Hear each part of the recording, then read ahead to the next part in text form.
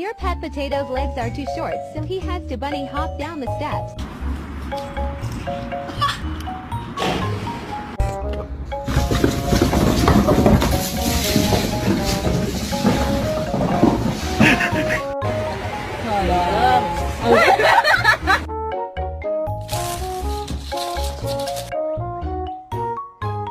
Reggie, don't eat him.